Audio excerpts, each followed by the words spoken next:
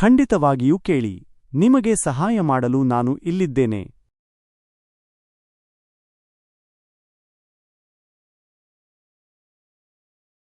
ತೋರಾ ಅಂದರೆ ಕಾಣಿಸು ಅಥವಾ ಗುರುತಿಸು. ಉದಾಹರಣೆಗೆ, ಆ ಮರದಲ್ಲಿ ಒಂದು ಹಕ್ಕಿ ಕಾಣುತ್ತಿದೆ ಅಥವಾ ನನಗೆ ದಾರಿ ತೋರಿಸು.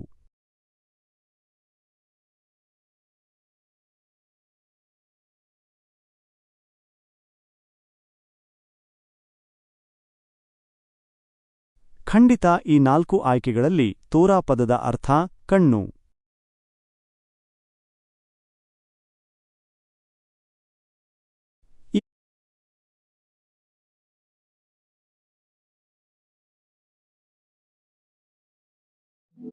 ಕ್ಷಮಿಸಿ, ನನಗೆ ಅರ್ಥವಾಗಲಿಲ್ಲ.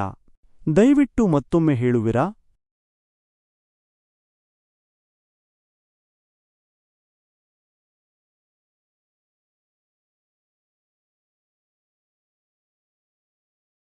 ಗದ್ಯ ಮತ್ತು ಪದ್ಯಗಳ ಮಿಶ್ರಣವೇ ಗದ್ಯಾನ. ಇದು ಕನ್ನಡ ಸಾಹಿತ್ಯದ ಒಂದು ಪ್ರಕಾರವಾಗಿದೆ. ಗದ್ಯಾನದಲ್ಲಿ ಕಥೆಯನ್ನು ಗದ್ಯರೂಪದಲ್ಲಿ ಹೇಳುತ್ತಾ ಭಾವನೆಗಳನ್ನು ವ್ಯಕ್ತಪಡಿಸಲು ಪದ್ಯಗಳನ್ನು ಬಳಸಲಾಗುತ್ತದೆ.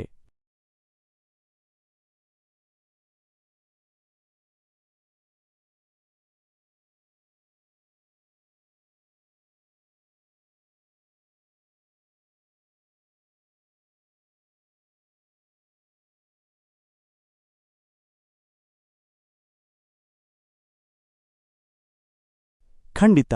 ಮುಂದಿನ ಪ್ರಶ್ನೆಯನ್ನು ಕೇಳಿ.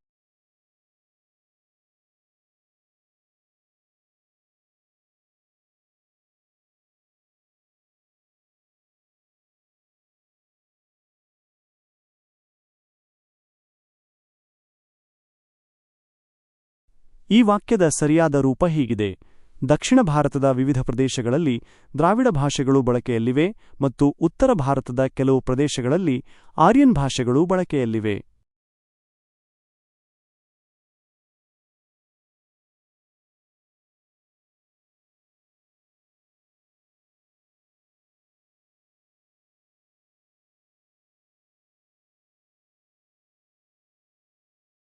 ಧನ್ಯವಾದಗಳು.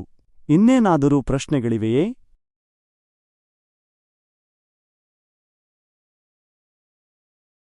ಡುಂಡುಚಿ ಎಂದರೆ ಒಂದು ಬಗೆಯ ಚರ್ಮವಾದ್ಯ.